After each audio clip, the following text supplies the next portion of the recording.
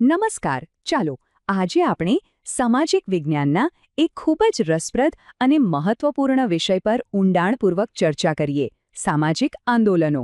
આ આખી વાતમાં આપણે એ સમજીશું કે આ આંદોલનો શું છે, તે કેવી રીતે કામ કરે છે અને સમાજ પર તેની શું અસર થાય છે. કોઈપણ સામાજિક આંદોલનને સમજતા પહેલા આપણા મનમાં આ એક મૂળભૂત સવાલ આવવો જ જોઈએ. આ જ એ સવાલ છે જે આપણને આંદોલનોના મૂળ સુધી લઈ જાય છે, અને એનું મૂળ છે સમાજમાં પરિવર્તનની જરૂરિયાત. તો આ વિષયને વ્યવસ્થિત રીતે સમજવા માટે આપણે આ મુદ્દાઓ પર એક પછી એક વાત કરીશું. તો ચાલો શરૂઆત કરીએ એકદમ બેઝિક સમજથી કે સામાજિક આંદોલન આખરે છે શું. કોઈપણ સામાજિક આંદોલનની શરૂઆત હંમેશા સમાજમાં રહેલા બે વિરોધી જૂથો વચ્ચેના સંઘર્ષમાંથી થતી હોય છે. એક જૂથ એવું હોય છે જે પરિવર્તન ઈચ્છે છે, અને બીજું જૂથ એવું હોય છે જે હાલની જે વ્યવસ્થા છે એને જાળવી રાખવા માંગે છે. આ સંઘર્ષ જ ખરેખર તો સામાજિક આંદોલનનો પાયો છે.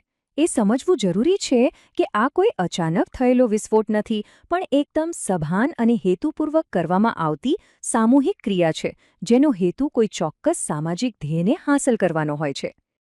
સમાજશાસ્ત્રીય દૃષ્ટિએ આ વ્યાખ્યા બહુ જ મહત્વની છે. અહીં બે શબ્દો પર ખાસ ધ્યાન આપવા જેવું છે: સંગઠિત અને લાંબા સમય સુધી ચાલતી. મતલબ કે કોઈપણ ટોળું ભેગું થઈ જાય કે ટૂંકા સમય માટે વિરોધ કરે તો એને આંદોલન ન કહેવાય. આંદોલન માટે એક પ્રોપર માળખું અને લાંબા ગાળાની દૃષ્ટિ હોવી ખૂબ જ જરૂરી છે. તો પછી સવાલ એ થાય કે એવી તો કઈ બાબતો છે જે સામાન્ય લોકોની ભીડને એક સાચા આંદોલનમાં ફેરવી દે છે? ચાલો એના મુખ્ય લક્ષણોને જરા બારીકાઈથી જોઈએ. આ લક્ષણો પરથી એકદમ સ્પષ્ટ થાય છે કે સામાજિક આંદોલન એક સુનિયોજિત એટલે કે વેલ પ્લાન્ડ પ્રક્રિયા છે.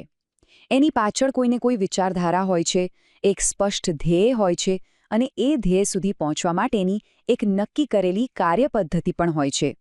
અને હા, તે પોતાના સભ્યોને એક સામૂહિક ઓળખ પણ આપે છે. એવું નથી કે બધા જ સામાજિક આંદોલનો એક સરખા હોય છે. એમના ઉદ્દેશ્યો અને એ કેવા પ્રકારનું પરિવર્તન લાવવા માંગે છે એના આધારે સમાજશાસ્ત્રીઓ તેને મુખ્યત્વે 4 પ્રકારમાં વહેંચે છે.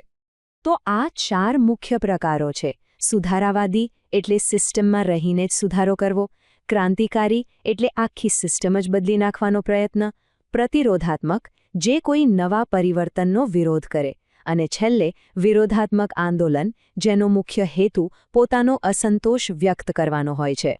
હવે આપણે આંદોલનના બે સૌથી મહત્વના અને એકબીજાથી તદ્દન અલગ પ્રકારો, સુધારાવાદી અને ક્રાંતિકારી, વચ્ચેનો તફાવત શું છે એને વધુ સ્પષ્ટ રીતે સમજીશું.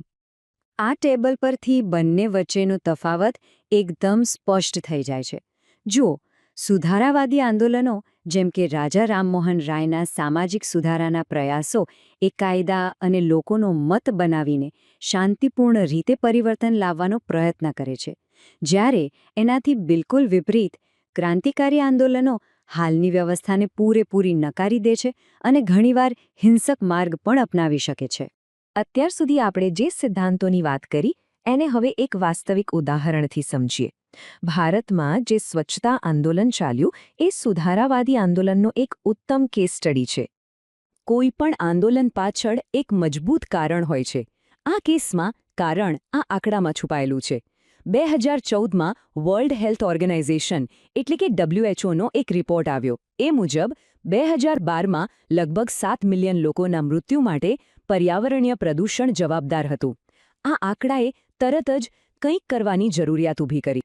આ ટાઈમલાઈન બતાવે છે કે કેવી રીતે એક ગ્લોબલ રિપોર્ટ એક નેશનલ આંદોલન માટે કારણ બન્યો. પહેલાં એક સમસ્યાની ઓળખ થઈ, પછી એના જવાબમાં એક રાષ્ટ્રીય અભિયાન શરૂ થયો અને એના માટે એક ચોક્કસ ટાર્ગેટ પણ નક્કી કરવામાં આવ્યો.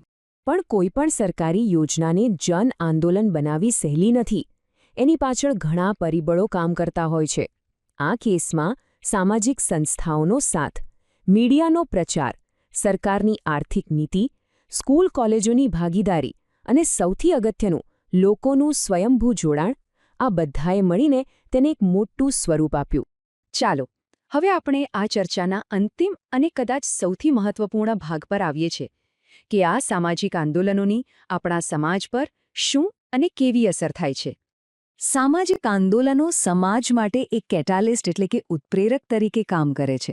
તે ખાલી કોઈ એક સમસ્યાનો ઉકેલ નથી લાવતા, પણ મોટા પાયે સમાજમાં જાગૃતિ ફેલાવે છે, નવા વિચારો અને નવા નેતાઓને જન્મ આપે છે અને સમાજના માળખામાં જરૂરી ફેરફારો પણ લાવે છે.